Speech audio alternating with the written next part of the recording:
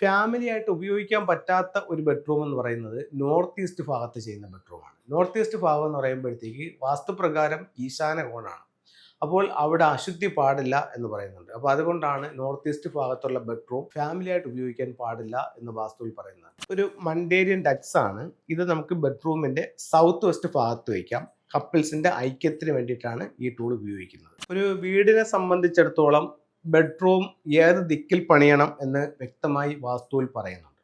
അപ്പോൾ നമുക്ക് എല്ലാ കാര്യങ്ങളും നമ്മൾ രണ്ട് കാര്യങ്ങളാണ് നോക്കുന്നത്. ഒന്ന് വാസ്തുവിൽ എന്ത് പറയുന്നു, രണ്ട് ഫെങ്ഷു പ്രകാരം അതെങ്ങനെ നിൽക്കുന്നു. അപ്പോൾ ഇത് രണ്ടിനെ നമ്മൾ ഒരുപോലെ പരിഗണിക്കുന്നുണ്ട്. അപ്പോൾ ഒരു വീടിനെ സംബന്ധിച്ചിടത്തോളം വാസ്തുവിൽ പറയുന്നു തെക്കു പടിഞ്ഞാറ് ഭാഗത്തായിരിക്കണം പ്രധാന ബെഡ്റൂം എന്ന് പറയുന്നു. ഒരുപാട് പേര് തെക്കു പടിഞ്ഞാറ് ഭാഗത്ത് പൂജാമുറി വയ്ക്കുന്നുണ്ട്. എന്നിട്ട് തെക്കു പടിഞ്ഞാറ് ഭാഗത്ത് കിടക്കാൻ പാടില്ല എന്നൊക്കെ പറയുന്നുണ്ട്. പക്ഷേ യഥാർത്ഥത്തിൽ നമുക്ക് ഒരു വീട് വയ്ക്കുമ്പോൾ തെക്കു പടിഞ്ഞാറ് ഭാഗത്ത് ഒരു ബെഡ്റൂം പണിയുകയും ആ ബെഡ്റൂമിൽ ഗൃഹനാഥനും ഗൃഹനാഥിയും ഉപയോഗിക്കുകയാണ് ചെയ്യേണ്ടത്. അതുപോലെ കുട്ടികൾക്കുള്ള ബെഡ്റൂം വടക്ക് പടിഞ്ഞാറ് ഭാഗത്തും വാസ്തുവിൽ പറയുന്നുണ്ട്.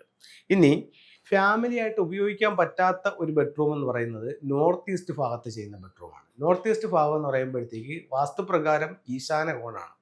അപ്പോൾ അവിടെ അശുദ്ധി പാടില്ല എന്ന് പറയുന്നുണ്ട്. അപ്പോൾ അതുകൊണ്ടാണ് നോർത്ത് ഈസ്റ്റ് ഭാഗത്തുള്ള ബെഡ്റൂം ഫാമിലി ആയിട്ട് ഉപയോഗിക്കാൻ പാടില്ല എന്ന് വാസ്തുവിൽ പറയുന്നുണ്ട്. അതുപോലെ തന്നെ അവിടെ മുതിർന്നവർക്കോ കുട്ടികൾക്കോ ഉപയോഗിക്കുന്നതുകൊണ്ട് ദോഷമില്ല എന്നും പറയുന്നുണ്ട്. അപ്പം വടക്ക് കിഴക്ക് ഭാഗത്തെ ബെഡ്റൂം ഒന്ന് ശ്രദ്ധിക്കുക. അതുപോലെ തന്നെ തെക്ക് കിഴക്ക് ഭാഗത്ത് അഗ്നികോണിലെ ബെഡ്റൂം ഉപയോഗിക്കുമ്പോൾ അവിടെ കണ്ടുവരുന്ന ഒന്ന് രണ്ട് വിഷയങ്ങളെന്ന് പറയുന്നത്, ഒന്ന് ആ റൂമിൽ കിടക്കുന്നവരുടെ സ്വഭാവത്തിലുണ്ടാകുന്ന മാറ്റങ്ങൾ. കാരണം ഇവർ കുറച്ച് അഗ്നികോണം എന്ന് പറയുമ്പോൾ എപ്പോഴും ചൂടുള്ളൊരു റൂമായിട്ടായിരിക്കും. അതിനകത്ത് ഉഷ്ണം കൂടുതലായിരിക്കും. നമ്മൾ ഉപയോഗിച്ച് നോക്കിയാൽ നമുക്ക് അറിയാൻ പറ്റും. അപ്പോൾ അവിടെ നമുക്ക് ബെഡ്റൂം പണിയുമ്പോഴെന്ന് പറയുന്നത് ഉഷ്ണ സംബന്ധമായിട്ടുള്ള രോഗങ്ങൾക്ക് സാധ്യത കൂടുതലാണ്. രണ്ടെന്ന് പറയുന്നത് അവിടെ കിടക്കുന്നവർക്ക് സ്വഭാവത്തിൽ ഭയങ്കര ദേഷ്യവും ഭയങ്കര മുൻകോപവും ഒക്കെ ഉള്ളതായിട്ട് കണ്ടുവരുന്നുണ്ട്. അപ്പം ഈ രണ്ട് ഭാഗത്തുള്ള ബെഡ്റൂമുകൾ നോക്കിയും കണ്ടും വേണം ഉപയോഗിക്കാൻ. എവിടെയാണ്? ഒന്ന് നോർത്ത് ഈസ്റ്റും ഒന്ന് സൗത്ത് ഈസ്റ്റും. ഇത് വാസ്തുപ്രകാരമുള്ള കാര്യം. ഫെങ്ഷുയിലേക്ക് പോകുമ്പോൾ ആ വീടിൻ്റെ ഒരു ഫ്ലൈങ് സ്റ്റാറിൻ്റെ കണക്കുണ്ട്. ആ കണക്കെടുത്തിട്ട് അതിന് ഈ പ്ലാനിലേക്ക് നമ്മൾ എടുത്തെഴുതും.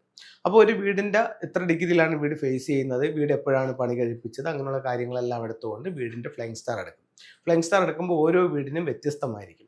ആ ഫ്ലൈങ് സ്റ്റാർ നമ്പർ വീടിനെ കറക്റ്റ് 9 ഡിവൈഡ് ചെയ്തിട്ട് അതാത് സ്ഥലങ്ങളിൽ എഴുതുമ്പോൾ ഓരോ റൂമിലും വരുന്ന നമ്പറുകൾ ഏതാണെന്ന് നമുക്കറിയാം. ആ നമ്പർ വെച്ചിട്ട് ഓരോ റൂമിൻ്റെയും കൃത്യമായിട്ടുള്ള ഫലം പറയാൻ പറ്റും.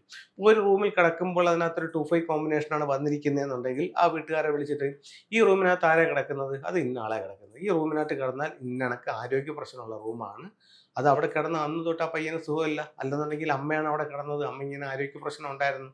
അങ്ങനെ അത് ആ റൂമിൻ്റെ ഫലം എന്താണെന്ന് അതിനകത്ത് ഫ്ലൈങ് സ്റ്റാർ നമ്പർ ഉപയോഗിച്ചിട്ട് നമുക്ക് കൃത്യമായിട്ട് പറയാൻ പറ്റും. അപ്പോൾ ബെഡ്റൂം തിരഞ്ഞെടുക്കുമ്പോൾ ഇന്ന ദിക്കുകളിലുള്ള ബെഡ്റൂമുകളാണോ എന്ന് നോക്കണം, അവിടുത്തെ ഫ്ലൈങ് സ്റ്റാർ നമ്പർ ഏതാണെന്ന് നോക്കണം, അത് നമ്മളെ എങ്ങനെ സ്വാധീനിക്കുന്നു എന്നുള്ളത് നോക്കണം. ഇനി നമുക്ക് ഫെങ്ഷുയുടെ ചില ടൂളുകളിലേക്ക് പോകാം. ഒരു മണ്ടേരിയൻ ഡക്സ് ആണ്. ഇത് നമുക്ക് ബെഡ്റൂമിൻ്റെ സൗത്ത് വെസ്റ്റ് ഭാഗത്ത് വയ്ക്കാം. കപ്പിൾസിൻ്റെ ഐക്യത്തിന് വേണ്ടിയിട്ടാണ് ഈ ടൂൾ ഉപയോഗിക്കുന്നത്. ഇത് എഡ്യൂക്കേഷൻ ടവറാണ്. ഇത് നമുക്ക് നോർത്ത് ഈസ്റ്റ് ഭാഗത്ത് വയ്ക്കുന്നത് കുട്ടികളുടെ വിദ്യാഭ്യാസപരമായിട്ടുള്ള ഉയർച്ചയ്ക്ക് നല്ലതാണ്. ഇത് അരോന മത്സ്യത്തിൻ്റെ സ്റ്റാച്യു ആണ്. ഇത് തൊഴിൽപരമായിട്ടുള്ള അഭിവൃദ്ധിക്ക് വേണ്ടിയിട്ട് സ്വീകരണ മുറിയുടെ വടക്ക് വശത്ത് വയ്ക്കാം. അപ്പോൾ ഇത്തരത്തിലുള്ള ഓരോ ടൂളുകളും നിങ്ങളുടെ ജീവിതത്തിൽ വലിയ നേട്ടങ്ങൾ ഉണ്ടാക്കി തരുമെന്ന് പ്രാർത്ഥിച്ചുകൊണ്ട് നിർത്തുന്നു. നന്ദി, നമസ്തേ.